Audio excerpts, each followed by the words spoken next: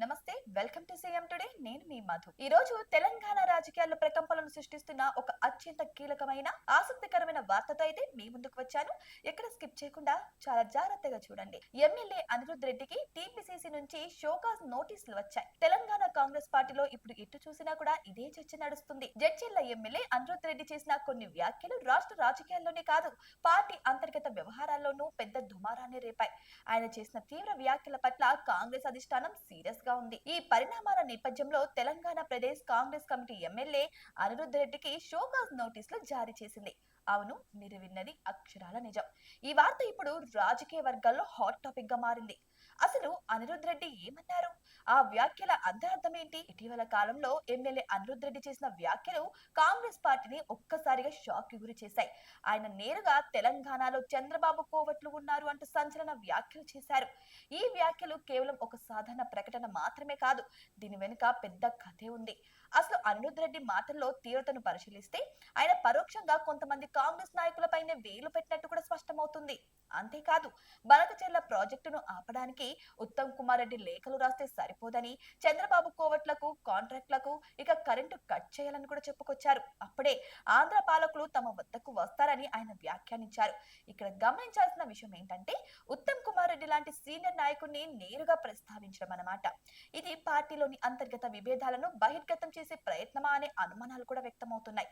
అయితే అనిరుద్ రెడ్డి తన వ్యాఖ్యలను మరింత దూకుడుగా కొనసాగిస్తూ తెలంగాణలో చంద్రబాబుకు కోవట్లున్నారని, వారు కట్టే బనకచెర్ల ప్రాజెక్టును ఆపాలంటే ఆ కోవట్లకు నీటి కలెక్షన్లు ఇక కరెంటు కనెక్షన్లు కట్ చేయాలని కూడా అన్నారు. ఇక్కడ ఆయన కేవలం రాజకీయ ఆరోపణలు చేయడమే కాకుండా ప్రత్యక్షంగా కొందరి వ్యాపార ఆర్థిక మూలాలపై కూడా దెబ్బతీయాలని సూచించడం అనేది గమనార్హం.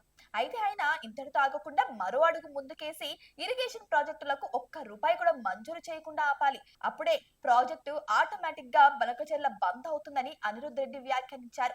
ఈ వ్యాఖ్యలు ప్రభుత్వ విధానాలను ప్రాజెక్టుల అమలును ఉద్దేశించి చేసినవిగా కనిపిస్తున్నాయి. అయితే ఈ వ్యాఖ్యల వెనుక ఉన్న అసలు ఉద్దేశం ఏంటి? పార్టీలో నెలకొన్న వర్గ పోరాటమా లేక మరేదైనా వ్యూహమా అనేది మనం అందరం వేచి చూడాల్సిందే. అయితే టీపీసీసీ ఎందుకు సీరియస్ అయింది? మహేష్ కుమార్ గౌడ్ ఆగ్రహానికి కారణం ఏంటి? ఎమ్మెల్యే అనిరుద్ రెడ్డి చేసిన ఈ వ్యాఖ్యలపై టీపీసీసీ చీఫ్ మహేష్ కుమార్ గౌడ్ తీవ్ర ఆగ్రహం అయితే వ్యక్తం చేశారు. పార్టీ అంతర్గత సమావేశంలో చర్చించాల్సిన విషయాలను, ముఖ్యంగా పార్టీలోని ఇతర నాయకులపై అనుచిత ఆరోపణలను బహిరంగంగా చెప్పడాన్ని టీపీసీసీ సీరియస్ గా తీసుకుంది. ఇక పార్టీ క్రమశిక్షణను, నియమావళిని ఉల్లంఘించడమే కాకుండా పార్టీ ప్రతిష్టను దెబ్బతీసే విధంగా ఈ వ్యాఖ్యలు ఉన్నాయని అధిష్టానం భావిస్తుంది. ముఖ్యంగా చంద్రబాబు కోవట్లు అనే పదం వాడడం పార్టీలో అలజడిని సృష్టిస్తుంది. ఇది కాంగ్రెస్ పార్టీలో చీలికలు సృష్టించే ప్రయత్నంగా కొందరు భావిస్తున్నారు.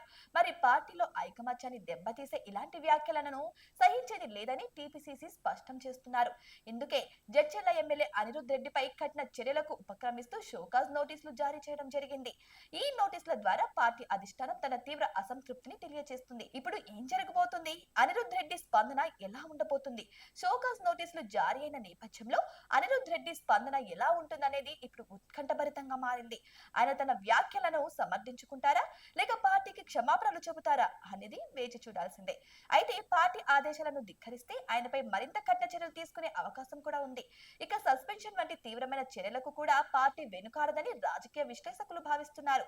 ఈ పరిణామాలు తెలంగాణ కాంగ్రెస్ రాజకీయాల్లో కొత్త మలుపుకు దారి తీసే అవకాశాలైతే పుష్కలంగా ఉన్నాయి. ఇక పార్టీలో నాయకుల మధ్య అంతర్గత పోరును ఇది మరింత పెంచుతుందా లేక పార్టీ అధిష్టానం కఠిన చర్యలతో క్రమశిక్షణను పునరుద్ధరిస్తుందా అనేది రాబోయే రోజుల్లోనే తేలనుంది. మరి ఈ విషయం గురించి మీకేమనిపిస్తుంది?